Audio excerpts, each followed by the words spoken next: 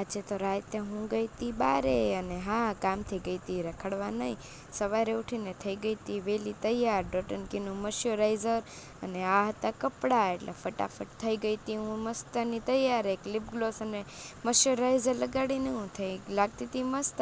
પછી હવે તો મેં હેર કટ કરાવી નાખ્યા છે, એટલે હેર ખોલું અને હાથેથી થોડા સરખા કરું, ત્યાં જ મારા હેર થઈ જતા હતા મસ્ત. એટલે હું બહુ થઈ જતી હતી ખુશ, કારણ કે હવે મારે દાંતિયાની જરૂર નથી પડતી. અને પછી આજે પરસોત્તમ માસની શરૂઆત હતી, એટલે ભગવાન આવી ગયા હતા. અને પછી મેં મારા વાળમાં લગાડી લીધું હતું રોઝમેરી વોટર, કે જેથી મારા સ્કેલ્પ સારા રહે અને મને હેરફોલ ઓછો થાય.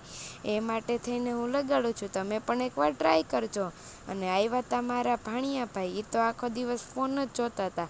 અને હું વિચારતી હતી કે અમે તો આટલા હતા ત્યારે રખડતા જ તે.